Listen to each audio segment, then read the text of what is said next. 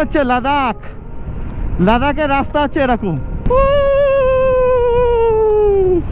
পুরো ফাঁকা, কেউ নেই, খালি আমি একা। এসে আটকে গেলাম, কোনো রাস্তা কিছু বুঝতে পারছি না। তো চোখের সামনে যেটা দেখতে পাচ্ছি এটা হচ্ছে ধওলাগিরি। এই হচ্ছে 108 ধারার জল, যেটা খুবই পবিত্র। এবার বলো আমি কোন দিক দিয়ে পার করবো বাইকটাকে, ডান দিক না বাঁ দিক? দেখো একবার ব্রিজটা,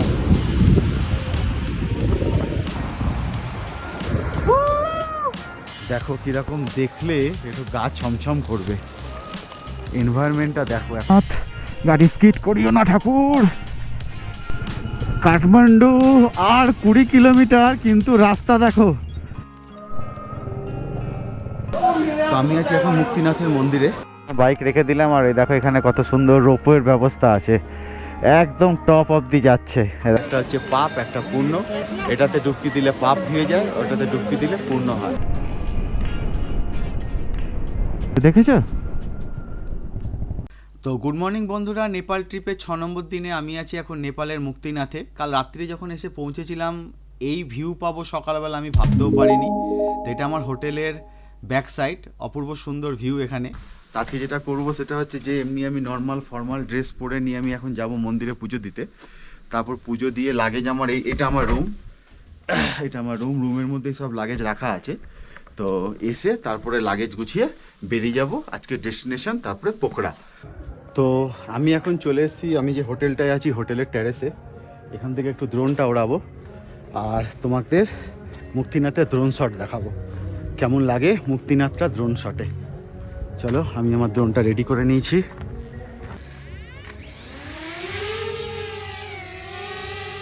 তো আমার ড্রোন রেডি ওড়ার জন্য, আর তোমাদেরকে একটা খুব সুন্দর সিনিক বিউটি দেখাবো, মুক্তিনাথের 360 ভিউ আমার ড্রোনে। চলো দেখো।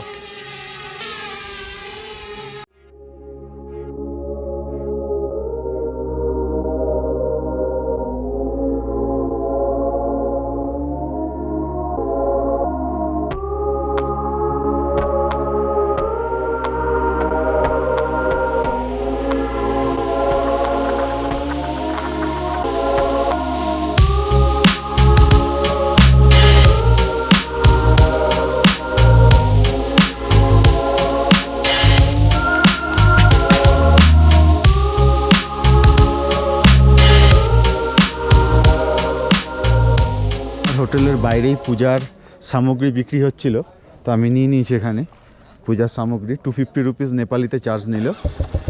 তো চলো মুক্তিনাথের মন্দিরে পুজোটা দিয়ে নিই। এই দেখো, এটা হচ্ছে মন্দির যাওয়ার রাস্তা, একদম remote location.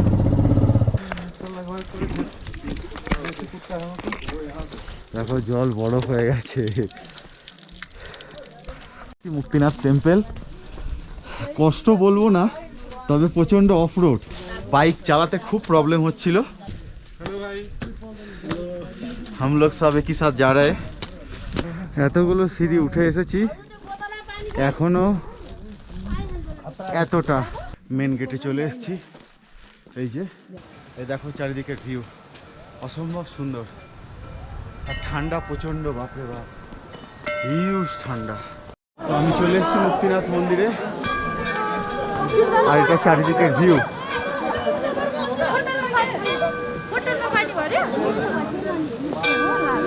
Mobile and camera are not allowed inside the temple.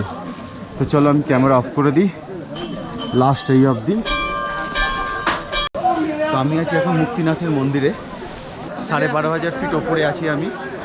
আর আজকে হচ্ছে 26শে ডিসেম্বর, প্রচণ্ড ঠান্ডা। টেনশানে ছিলাম যে 26শে ডিসেম্বর একটা ঠান্ডার টাইম, স্নোফল হতে পারে, বাট ভগবান যদি সাথে থাকে সব কিছু ঠিক হয়ে যায়, কোনো অসুবিধা হয় না। তো মন্দিরের সম্পর্কে যদি বলি, এটা বিষ্ণুদেবের একটি মন্দির, যেটা বহু পুরনো এবং পৃথিবীর সবথেকে উঁচু মন্দিরগুলোর মধ্যে এটি একটি। তো খুব সুন্দর পুজো দিয়েছি আমি। আর এখানে দুটো কুণ্ড আছে, একটা হচ্ছে পাপ, একটা পূর্ণ। এটাতে ডুবকি দিলে পাপ ধুয়ে যায়, ওটাতে ডুবকি দিলে পূর্ণ হয়। দিয়ে তুমি মন্দিরে পুজো দিতে পারো। বাট আমি তো বাইক চালিয়ে আজকে 6 দিন ধরে এসেছি, আমি তো সেটা করতে পারলাম না। আমি হাতটা দিলাম জাস্ট বরফ, জল মাথায় ঠেকিয়ে নিয়েছি, ঠেকিয়ে পুজো দেওয়া হয়ে গেল। তবে বাই হার্ট একটা কথা বলছি, আমি অমরনাথ করেছি, কেদারনাথ করেছি, আর আজকে আছি আমি মুক্তিনাথে। মানে নিজেকে প্রচণ্ড প্রাউড মনে করতে পারছি যে আমি এত দূরে আসতে পেরেছি। আর এরপরে আমি কাঠমান্ডুতেও যাব, ওখানে পশুপতিনাথের মন্দিরে পুজো দেবো। তো চলো আস্তে আস্তে আমার সাথে তোমরাও এগিয়ে চলো। মন্দিরের পেছনে 108 ধারা থেকে জল আসছে, যেই জলটা এখানকার লোকেরা খুব পবিত্র মানে। আর সেই জলগুলো অনেকে বোতলে, দেখো বোতলে সব ভরে নিয়ে যাচ্ছে, খায় রীতিমতো, মাথায় ঠেকায়, পুজো দেয়। এই হচ্ছে 108 ধারা।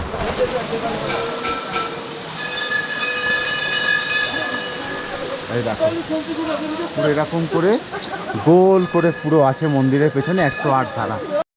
এই হচ্ছে 108 ধারার জল, যেটা খুবই পবিত্র আর ঠান্ডা। তো অ্যাকচুয়ালি পাহাড় থেকে বরফ গলা জল। আর উনি নেপালি ভাষায় অ্যাকচুয়ালি কি বললেন বুঝলাম না, তবে যেটা বলতে চাইলেন সেটা বুঝতে পারলাম, যেটা ওদের কাছে খুবই পবিত্র।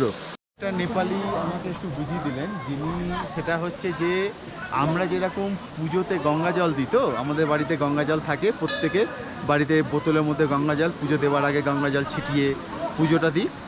এখানকার মন্দিরে হচ্ছে এইটাই, এই জলটা এখান থেকে নিয়ে যাবে, নিয়ে গিয়ে প্রত্যেকে বাড়িতে রাখবে, ওইটা দিয়ে পুজো দেবে। তো 108 ধারা এটাকে বলা হয়। আর এটা ওদের কাছে খুবই পবিত্র, যেমন আমাদের কাছে গঙ্গা। বাড়িতে নিয়ে গেল, নিয়ে গিয়ে আমরা যেরকম গঙ্গা থেকে গঙ্গার জল তুলি, এরা এখান থেকে এই জলটা নেয়। মন্দির থেকে ঠিক লেফট সাইডে এখানে দেখো কত সুন্দর একটা বুদ্ধ স্তূপ আছে। এই দেখো, চলো আমি আস্তে আস্তে এগিয়ে যাচ্ছি।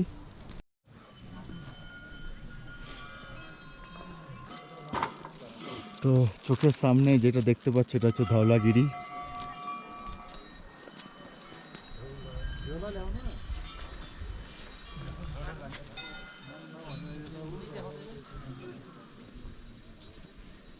তো মুক্তিনাথের মন্দির দর্শন করে এবার আমি আস্তে আস্তে নিচে নেমে যাচ্ছি। নামার পথে এখানে একটা মহাদেব টেম্পল দেখতে পেলাম, মুক্তেশ্বর মহাদেব টেম্পল। বাহ, দেখো কীরকম, দেখলে একটু গা ছমছম করবে। এনভায়রনমেন্টটা দেখো, এখন তো সূর্য উঠেছে বলে এটা সন্ধেবেলায় কিন্তু একটু সেই হিড়িম্বা দেবীর টেম্পল গেছিলাম ওরকম এনভায়রনমেন্ট, বেশ একটু জঙ্গলের মধ্যে মন্দিরটা, আরও গা ছমছম ব্যাপার আছে। মুক্তেশ্বর মহাদেব রেডি। এখন ঘড়িতে অনেকটাই দেরি হয়ে গেছে, 12:30 বাজে। আর এই হোটেলে আমি ছিলাম মুক্তিনাথ মন্দিরে পুজো দিয়ে। চলো এবার আমি বেরিয়ে যাচ্ছি পোখরার দিকে।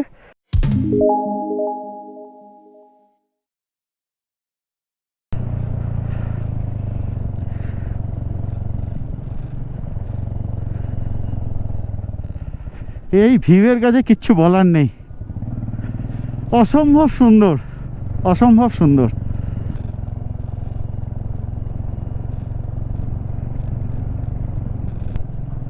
কি দারুণ লাগছে দেখো স্তূপাটা।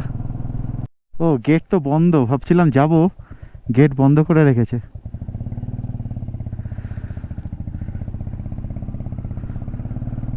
মনে হচ্ছে লাদাখ, লাদাখের রাস্তা হচ্ছে এরকম।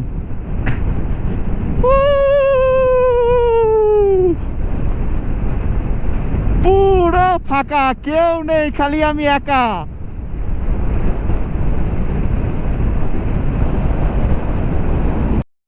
মুক্তিনাথ মন্দির থেকে নিয়ার অ্যাবাউট কত হবে, 4 থেকে 4.5-5 কিলোমিটার হবে।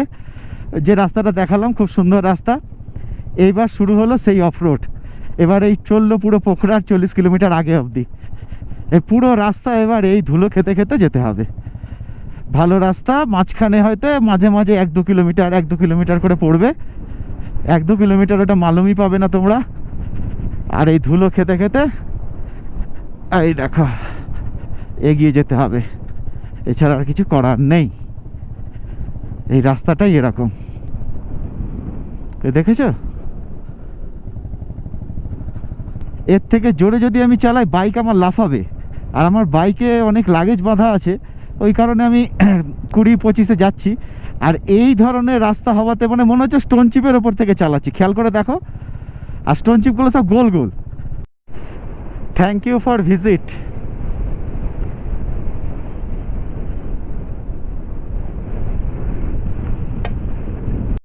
জংশনে নিয়ার অ্যাবাউট 15 কিলোমিটার রাইড করে আসার পর এখানেও অনেক হোটেল আছে জংশন।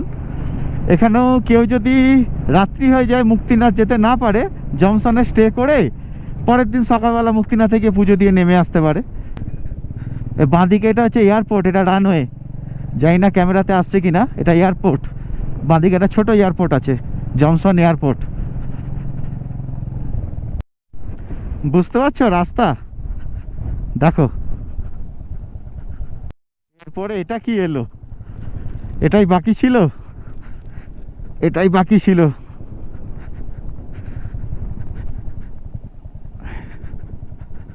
ওরে বাবা গো, মনে হচ্ছে এই হয়তো পাতালে চলে যাব। একদম একটা শুনশান জায়গা, তার মধ্যে এত সুন্দর একটা ভদ্র রাস্তা। এরম রাস্তা আমি জীবনে দেখিনি। এর মধ্যে যদি বাইকের কোনো প্রবলেম হয় ভেবে নাও কি হবে। দেখো দূর দূর অবধি কেউ কোথাও নেই। এসে আটকে গেলাম, কোনো রাস্তা কিছু বুঝতে পারছি না। গুগল ম্যাপে এখানে দেখাচ্ছে রাস্তা, কিন্তু হেঁটে গিয়ে দেখে এলাম পুরো গর্ত, ভেতরে খাই হয়ে আছে। হায় রে কপাল, কি রাস্তা রে ভাই, এরকম রাস্তা। এখানেও একটা ওয়াটার ক্রসিং আছে, কিন্তু ওর থেকে কম। ওটা তো পুরো খাই, পাতালে ঢুকে গেছে। আমার মনে হয় এটাকেই ক্রস করতে হবে। হ্যাঁ,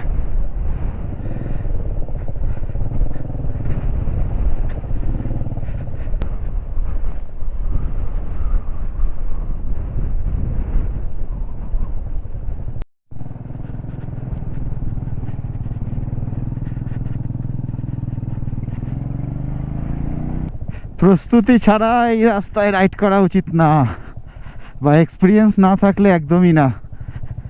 dangerous of road, dangerous of road. মানে মুক্তিনাথ থেকে 15 কিলোমিটার পরে পড়লো জংশন, যেখানে থাকার ব্যবস্থা আছে। তারপরে মুক্তিনাথ থেকে প্রায় 40 কিলোমিটার অ্যাপ্রক্স চলে এসেছি। এটা হচ্ছে লেথ, এখানেও থাকার ব্যবস্থা আছে, অনেক হোটেল, লজ।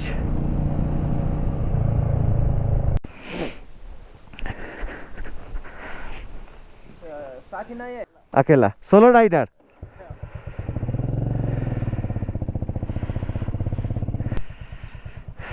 আমি এখন যাচ্ছি লেথ থেকে ঘাসার দিকে, মাঝখানে রাস্তাটা পড়লো। লেথ থেকে ঘাসা, ঘাসা না ঘাসা কি বেশ বললো, ঘাসা। আরে বাবা গো, আরে বাপ রে বাপ, বাঁচিয়ে দাও ঠাকুর, বাঁচিয়ে দাও। হে ভোলেনাথ, হে ভোলেনাথ, পার করে দাও ভোলেনাথ। গাড়ি স্কিড করিও না ঠাকুর। আরে বাপ রে, আরে ভগবান, এটা ডেঞ্জারাস ছিল। ওরে বাপ রে। ঘাসা লেতের পরে পড়লো মুক্তিনাথ থেকে অ্যাপ্রক্স 45 কিলোমিটার। ঘাসাতে কোনো থাকার ব্যবস্থা নেই, এটা একটা গ্রাম যা দেখে মনে হচ্ছে। হয় তোমাকে লেতে থাকতে হবে, নয় এর পরে পড়বে বেনি, বেনি বাজার আই থিঙ্ক, ওখানে আছে। তারপরে পড়বে বাগলুং, ওখানেও আছে। কিলোমিটারগুলো আমি মেনশন করে দিচ্ছি, সবকটা কিলোমিটার মেনশন করছি টুয়ার্ডস মুক্তিনাথ। তার কারণ হচ্ছে প্রত্যেকটা স্টপেজ থেকে আমি কিলোমিটার এখন হিসাব করতে গেলে আমাকে একটা ক্যালকুলেটর লাগবে। তো মুক্তিনাথ থেকে আমি কত কিলোমিটারে বাইক স্টার্ট করেছিলাম আমার মনে আছে, সেটা ক্যালকুলেট করে একটা হিসাব আমি দিয়ে দিচ্ছি তোমাদের, যাতে কেউ যদি কোনো রাস্তায় মাঝ রাস্তায় আটকে যাও তাহলে কোথায় স্টে করতে পারবে। তবে ঘাসাতে কোনো স্টে করার জায়গা নেই। তার থেকে 5 কিলোমিটার এগিয়ে গেলেই ছিল লেথ, লেতে ছিল, লেতের পরে জংশন, জংশনে ছিল, জংশনের পরে মুক্তিনাথ। আমি এখন বেনির দিকে যাচ্ছি। দেখো রাস্তার অবস্থা, আরে বাপ রে, আরে বাপ রে, লাফাচ্ছে বাইক আমার। আরে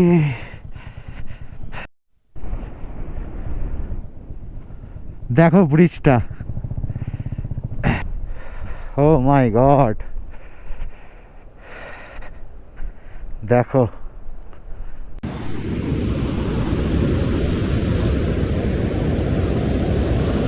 দেখো একবার ব্রিজটা।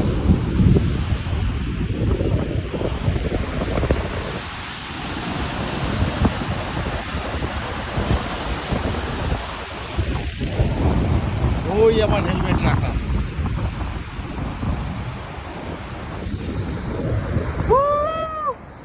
রীতিমতো দুলছে মালটাই, দেখো।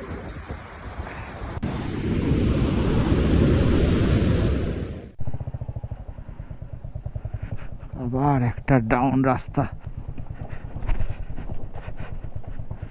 এক্ষুনি গেছিল।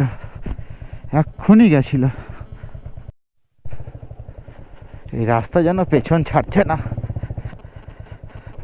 10 মিনিট 15 মিনিট বাইক চলার পরে দেখছি 1 কিলোমিটার কমছে, 1.5 কিলোমিটার কমছে। এখানে তো 100% স্লিপ করবে গাড়ি।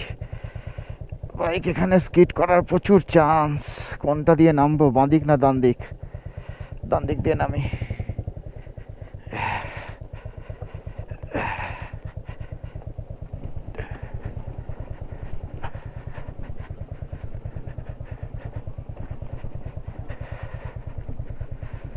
শুধু ওইটুকুই না, আরেকটা।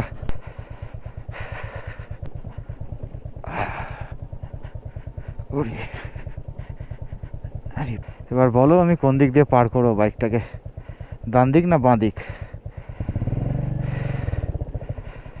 নমঃ শিবায়। এই গাড়ির চাকাটা ধরেই যাই, এই চাকার লাইনটা ধরে ধরে ধরে ধরে ধরে ধরে ধরে ধরে বেড়া বেড়া বেড়া বেড়া। স্লিপ কাটছে বাইক, টানছে পেছন চাকা টানছে, স্লিপ করছে। তো পুরো মাটি বালি।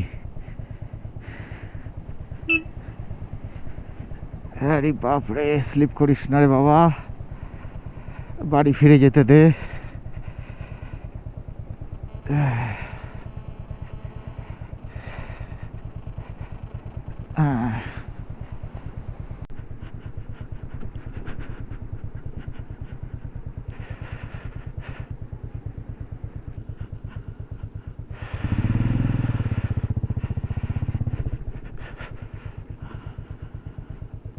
দেখো অবস্থা।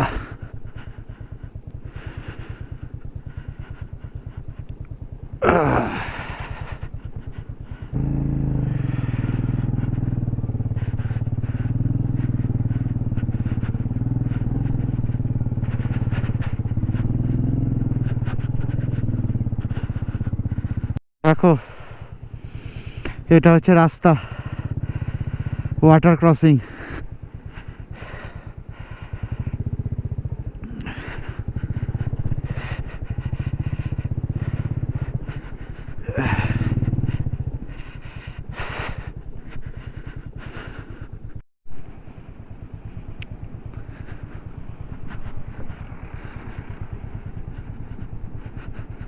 মুক্তিনাথ মন্দির থেকে আপ টু 82 কিলোমিটার চলে এসেছি। এটা হচ্ছে বেনিবাজার। এখানেও প্রচুর থাকার হোটেল, অনেক হোমস্টে, লজ সব কিছুই আছে। তো এখানেও কেউ থাকতে পারো যদি কেউ আসো। বেনিবাজার জায়গাটার নাম, ভালো জায়গা। আর ওই গাসা থেকে বেনিবাজার অবধি পুরো রাস্তা খারাপ ছিল। আর বেনিবাজারটা যেহেতু একটা মার্কেট, এই জায়গাটা রাস্তাটা তো ভালোই আছে। এদিকে একটা মন্দিরও আছে ডান দিকে, কিন্তু রাত হয়ে যাচ্ছে, আমার আর যাওয়া হবে না। বেনিবাজার ক্রস করে এবার আমি যাচ্ছি বাগলুন। হ্যাঁ, বাগলুন থেকে তারপরে পোখরা। বাগলুনেও অনেক থাকার ব্যবস্থা আছে। তো বেনিবাজার থেকে বাগলুন দেখি কেমন রাস্তা।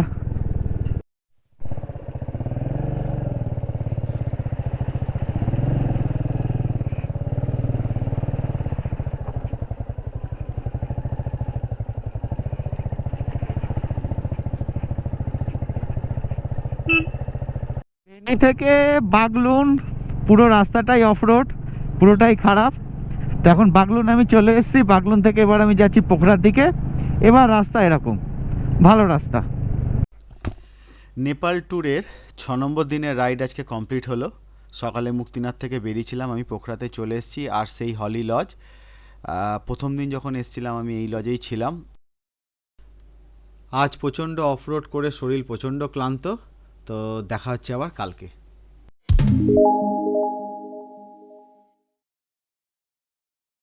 তো গুড মর্নিং বন্ধুরা, নেপাল ট্যুরের আজকে 7 নম্বর দিন চলছে আমার।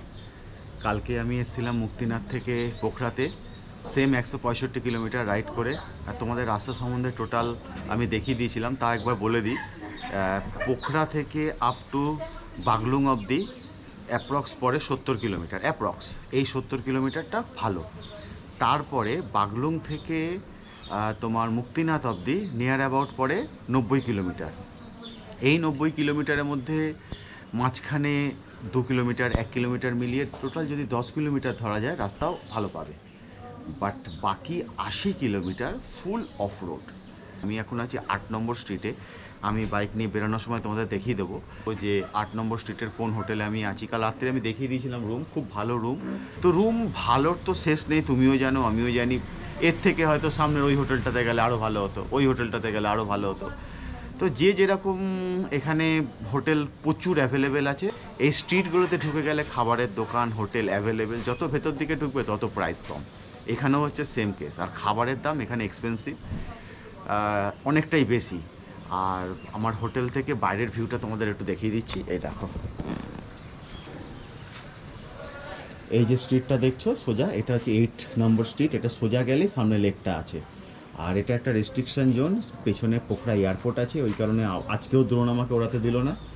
আর ওই সেই বৌদ্ধ স্তূপা আমি গেছিলাম, এখান থেকেও দেখা যাচ্ছে।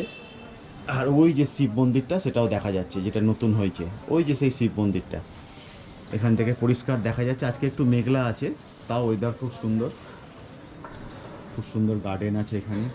আর আমার বাইক ওই যে রেডি। আজকে যাব আমি কাঠমান্ডু। তো কাঠমান্ডু এখান থেকে অ্যাপ্রক্স 205-6 কিলোমিটার দেখাচ্ছে। রাস্তাটা কেমন তোমাদের যেতে যেতে চলো বলতে থাকি। তো আমি হোটেল থেকে বেরিয়ে যাচ্ছি, আজকে ডে 7। এখন যাব কাঠমান্ডু। আর তোমরা এলে এই হোটেলে অবশ্যই থাকতে পারো। এখানকার যে ওনার, তার বিহেভিয়ার খুবই ভালো। আর আমার সাথে তো হেভি দোস্তি হয়ে গেছে। আর এও বলেছে যদি আমার নাম করে এই হোটেলে কেউ আসে, তার আমি হোটেলেরটা পেছন থেকে দেখিয়ে দিচ্ছি একবার। এই দেখো, এই হচ্ছে হলি লজ, ঠিক আছে? তো যদি রক টু রাইট আমার চ্যানেলের নাম নিয়ে যদি কেউ আসে, তাকে বলেছে স্পেশাল ডিসকাউন্ট দেবে। তো যদি কেউ আসো, দেখো তো ডিসকাউন্ট দিচ্ছে কিনা, আমাকে জানিও সেটা। আর আমি তোমাকে এবার দেখিয়ে দেবো হচ্ছে এখানে 8 নম্বর স্ট্রিট, যেটা আমি বলেছিলাম। এই দেখো, স্ট্রিট 8 দেখে নিয়েছো? আর এই হচ্ছে ফেবা লেক। তো চলো কাঠমান্ডু। তো নেপালে এটা সেকেন্ডবার আমি ফুল ট্যাঙ্ক করাচ্ছি। এখানে 167 টাকা হচ্ছে নেপালি প্রাইস। তো ফুল ট্যাঙ্ক করে নিয়েছি আমি। আর এখন আমি যাচ্ছি কাঠমান্ডু। ওইখানে কাজ করছে, এই পাথর সব গড়ি গড়ি পড়েছে। তো আমি এখন যাচ্ছি পোখরা থেকে নেপালের রাজধানী কাঠমান্ডু। তো যখন আমি ফার্স্ট ব্লগে দেখিয়েছিলাম, যখন আমি বীরগঞ্জ থেকে পোখরা ঢুকেছিলাম, তখন মুগলিং থেকে রাস্তাটা দুটো কাট হয়েছিল। একটা রাস্তা কাঠমান্ডু চলে যাচ্ছিল, আর মুগলিং থেকে একটা রাস্তা চলে আসছিল পোখরার দিকে। তো মুগলিং থেকে রাস্তাটা পোখরার দিকে তো পুরো অফরোড বলবো না, মানে ভাঙাচোরা রোড যেরকম হয়, পুরো কনস্ট্রাকশনের কাজ চলছে। সেটা তোমাদের প্রথম ব্লগে আমি দেখিয়ে দিয়েছি। আর এখন আমি যাচ্ছি পোখরা থেকে মুগলিন থেকে কাঠমান্ডু। আমি মুগলিন চলে এলাম। পোখরা থেকে মুগলিন 90 কিলোমিটার, পুরোটাই খারাপ রাস্তা। মাঝখানে 1-2 কিলোমিটার একটু ভালো ছিল। তো এখন আছি আমি মুগলিনে। আর এখান থেকে হচ্ছে কাঠমান্ডু 105 কিলোমিটার। তো চলো দেখা যাক এখানকার রাস্তাটা এবার কেমন। কাঠমান্ডু যাওয়ার পথে জাস্ট মুগলি থেকে ওই 2-3 কিলোমিটার এসছি। তো রাস্তায় পড়লো মনোকামনা মন্দির। তো চলো মনোকামনা মন্দির দর্শন করে যাই। মুগলিন থেকে কত 2-3 কিলোমিটার হয়তো এসছি। কাঠমান্ডু যাওয়ার পথেই পড়লো মনোকামনা মন্দির। মানে বাইক পার্কিং 20 রুপিস। আচ্ছা, তো এখানে পার্কিংয়ে বাইকটা রেখে দিই। বাইক রেখে দিলাম। আর এই দেখো এখানে কত সুন্দর রোপওয়ের ব্যবস্থা আছে, একদম টপ অবধি যাচ্ছে। এ দেখো এখান থেকে স্টার্ট করছে, একদম মাথা অবধি নিয়ে যাবে। মনোকামনা মন্দিরে যেতে গেলে রোপওয়ে করে যেতে হয়, তোমাদের একটু আগে দেখালাম। আর এটা হচ্ছে প্রাইস রেট। আচ্ছা, টু ওয়ে মানে যাওয়া আসা হচ্ছে 750 টাকা, চাইল্ড থাকলে 460। যেতে গেলে এইখান থেকে টিকিট কেটে এই হচ্ছে রোপওয়ে ওঠার রাস্তা, এই যে ওখান থেকে রোপওয়ে করে যেতে হবে ওই ওপরে মনোকামনা মন্দির। তো যেতে আসতে 1 ঘন্টা সময় লাগবে, তো আমার কাঠমান্ডু পৌঁছাতে অনেক দেরি হয়ে যাবে, এমনি পাহাড়ি রাস্তা। ওই জন্য ওই যে মনোকামনা মন্দির ওপরে, তো এই কারণে বেরিয়ে যাচ্ছি। দেখি ফেরার সময় ট্রাই করবো ঢোকার।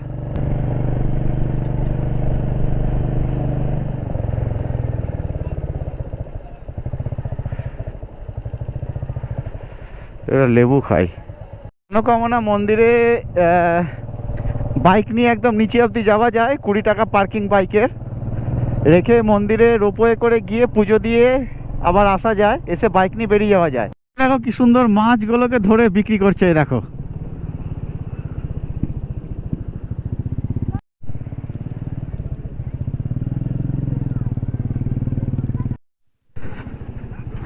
কাঠমান্ডু আর 20 কিলোমিটার, কিন্তু রাস্তা দেখো, লাস্ট 20 কিলোমিটার মানে একদম ফাটিয়ে দিল। এই দেখো রাস্তা, এটাও অফরোড। তো আমি কাঠমান্ডু ঢুকে গেছি, আর কাঠমান্ডু জায়গাটা খুব সুন্দর, খুব সুন্দর মার্কেট চারিদিকে দেখতে পাচ্ছি। একটু ভিড় বেশি আছে, তো রাজধানী বলে কথা, আর কি নাকি। খুব সুন্দর সুন্দর শোরুম, বড় বড় সব স্টোর, মল চোখে পড়ছে সব। তো আমি কাঠমান্ডুতে চলে এসেছি, এখানে একটা হোটেল পেলাম, বাইক রেখে দিয়েছি আমি এখানে। তো এই হচ্ছে রুম। আর আজকের কিলোমিটার ওই সেম 200 কি 203 কিলোমিটার রাইড করলাম। কাঠমান্ডু সিটিটা যেটা, সেটা ঠিক আছে, কিন্তু সিটিতে উঠতে গেলে একটা পাহাড় দিয়ে উঠতে হয়, ওই রাস্তাটা ডেঞ্জারাস রাস্তা।